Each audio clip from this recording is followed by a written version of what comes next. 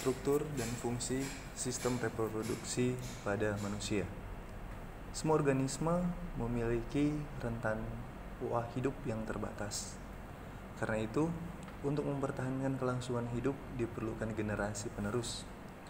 Proses biologis ketika organisme menghasilkan individu baru dan jenis mereka sendiri disebut dengan reproduksi. Tiap jenis organisme memiliki sistem reproduksi yang berbeda-beda. Kali ini kita akan membahas struktur dan fungsi sistem reproduksi pada manusia. Sistem reproduksi pada manusia termasuk ke dalam kategori reproduksi seksual. Artinya, reproduksi terjadi melalui proses pertumbuhan gamet jantan atau sperma dengan gamet betina atau ovum, membentuk individu baru yang disebut dengan fertilisasi. Hasil dari fertilisasi atau pembuahan adalah terbentuknya zigot. Zigot kemudian mengalami perkembangan embrio hingga dilahirkan menjadi anak. Sebagian mamalia, termasuk manusia, berproduksi secara seksual. Laki-laki akan menghasilkan sperma, sementara perempuan akan menghasilkan ovum. Ya. Perlu kalian ketahui, fertilisasi adalah sebuah proses di mana bertemunya sperma dan ovum. Ya, pertemuan sperma dan ovum itu terjadi dalam rahim, ya, untuk menghasilkan zigot. Nah, kali ini pembahasannya kita akan mulai dengan sistem reproduksi pada pria, ya.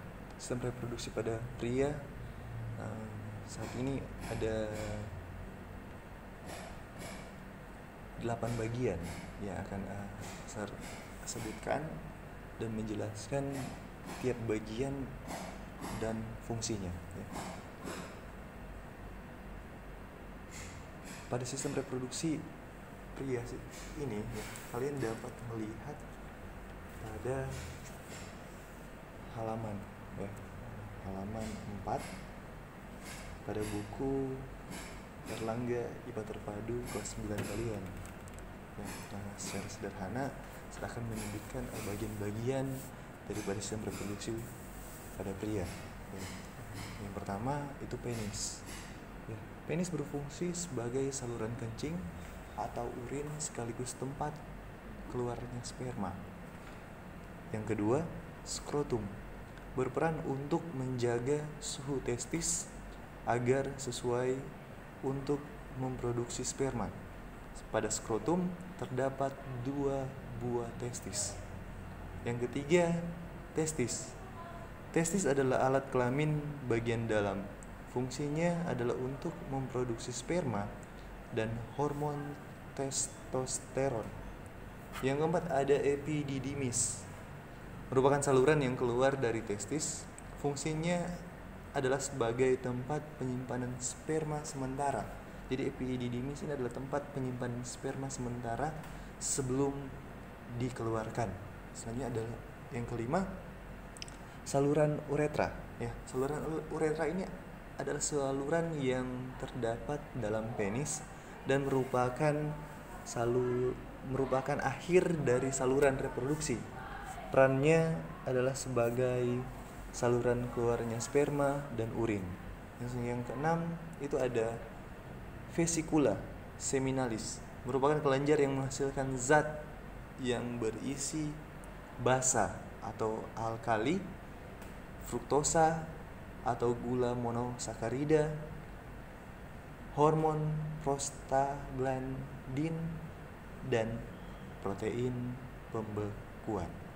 Yang ketujuh adalah kelenjar prostat. Terletak di bawah kandung kemih. Fungsinya adalah menghasilkan cairan yang bersifat asam. Yang kedelapan, yang terakhir adalah kelenjar Cooper, menghasilkan lendir dan cairan bersifat basa. Berfungsi untuk melindungi sperma dengan cara menetralkan urin yang memiliki pH asam yang tersisa dalam uretra. Cairan tersebut juga melapisi uretra untuk mengurangi kerusakan pada sperma selama terjadi ejakulasi. Nah, itu adalah 8 bagian yang dapat saya sebutkan tentang sistem reproduksi daripada pria ya, atau laki-laki. Ya. Nah, selanjutnya saya akan sampaikan juga sistem reproduksi ya, atau bagian-bagian sistem reproduksi pada wanita secara sederhana ya, beserta nama organ dan fungsinya. Yang pertama ya, ini untuk wanita. Nah, yang pertama itu ada vagina. Vagina adalah saluran yang menghubungkan lingkungan luar dengan rahim, sekaligus tempat mengalirnya darah menstruasi dan saluran keluarnya bayi ya. Jadi ini vagina jelas ya, tempat dimana seorang wanita ya, mengalami menstruasi ya, tempat saluran keluar terdapat di vagina ya. Yang selanjutnya adalah cervix. Cervix ya, merupakan struktur rahim bagian bawah yang menyempit dan membuka ke arah vagina. Dan yang ketiga adalah saluran telur atau tuba falopi atau oviduk, terdapat sepasang di tiap tubuh perempuan, yaitu di kanan dan kiri. Oviduk memanjang ke arah samping dari uterus. Fungsinya adalah membawa sel telur dari infundibulum ke rahim. Pada saluran inilah terjadi fertilisasi atau pembuahan. Yang keempat adalah indung telur, merupakan tempat kumpulan sel yang disebut folikel.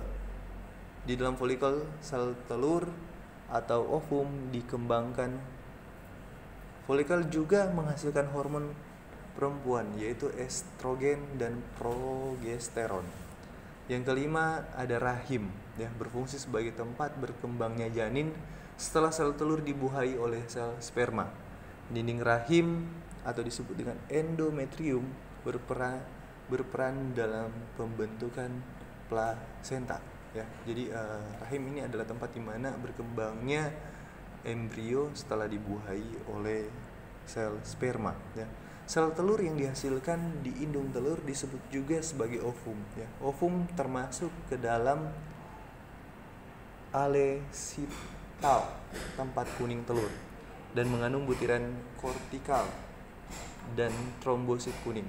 Struktur ovum terdiri dari membran vitelin, zona flusida, dan corona radiata ya. Jadi itu adalah sedikit ya pengenalan bagian-bagian daripada sistem reproduksi, baik bagian-bagian yang ada pada sistem reproduksi laki-laki, pria ya, atau bagian-bagian sistem reproduksi yang ada pada wanita ya, atau perempuan. Dan kiranya itu menjadi perhatian daripada kalian agar supaya mengenal dan mengetahui ya. Akhir daripada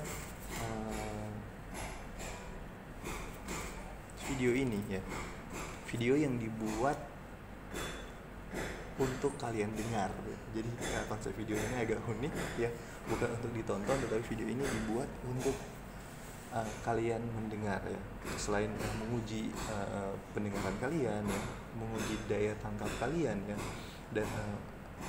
dan video ini juga bagian dari pembelajaran ya, untuk mengasah bagian pendengaran dan koneksi dengan otak, apakah sinkron atau tidak. Nah, di bagian akhir saya akan menutup dengan pertanyaan yang akan kalian jawab ya. Dan tugas ini akan dikirimkan di classroom ya. Sebagaimana beberapa hal yang saya sampaikan tadi ya, pada kesempatan ini tugas pertama kalian adalah gambarkan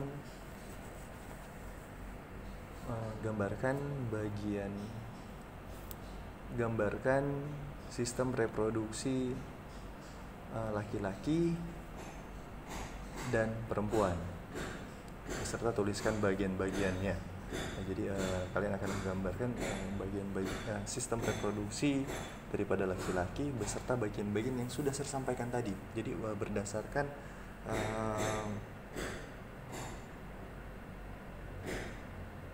bagian-bagian yang telah saya sampaikan tadi, kalian masukkan dalam gambar yang akan kalian buat, ya. Dan selanjutnya tugas yang kedua, ini tugas yang kedua adalah apa yang dimaksud dengan fertilisasi, ya. Apa yang dimaksud dengan fertilisasi, baik secara sederhana ataupun secara umum, ya. Coba kalian cari tahu. Yang ketiga adalah apa yang dimaksud dengan zigot, ya. Apa yang dimaksud dengan zigot, ya. Yang keempat, ya. Yang keempat, coba kalian jelaskan, ya. Coba kalian jelaskan 3 fungsi, ya. Coba kalian jelaskan 3 fungsi organ pada laki-laki, ya, yang saling berhubungan, ya. Jadi ada 3 bagian yang saling berhubungan, sekalipun seluruh bagian daripada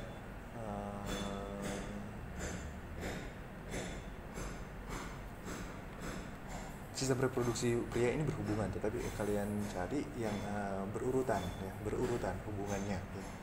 Contohnya dari bagian penis, ya kan, saluran uretra, ya kan, apa di hubungan, ya kan, penis sebagai saluran uretra sebagai tempat, ya, testis atau epididymis, ya, tempat di mana menghasilkan, dikeluarkan lewat, ya. Itu contoh sederhana, ya, dan kiranya dapat kalian kembangkan, ya. Jadi itu adalah 4 soal yang akan kalian buat dan akan dikirimkan di classroom, ya. Kalian akan menuliskan di buku, dan tugas itu kalian foto dan dimasukkan kepada ketua kelompok kalian, ya.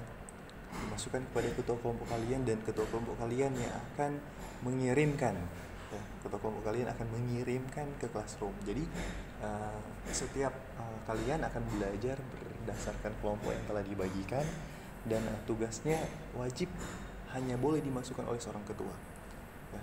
Boleh orang yang lain, ya, boleh kalian secara bergantian memasukkan tugas, tapi saling berkoordinasi, ya. Kalau ketua sudah masuk, otomatis yang lain tidak perlu untuk memasukkan. Tapi ketika ketua berhalangan untuk memasukkan karena kuota, karena jaringan ataupun apa, ketua dapat memberikan mandat, ya, dan kalian menuliskan bagian bawah, saya diberikan izin oleh ketua untuk mengirimkan tugas ini. Tugas ini saya tunggu sampai dengan jam 12.30, ya. Tugas ini selesai jam 12.30 selesai. Oke, sampai di situ dulu. Nanti kita akan lanjut pada materi selanjutnya, dan setelah tugas ini selesai akan ada pembelajaran berikutnya. Sampai ketemu, jaga kesehatan, jaga jarak, jangan lupa pakai masker. Kalau tidak penting, ya, atau tidak ada hal yang mendesak untuk keluar dari rumah, lebih baik stay home. Bye.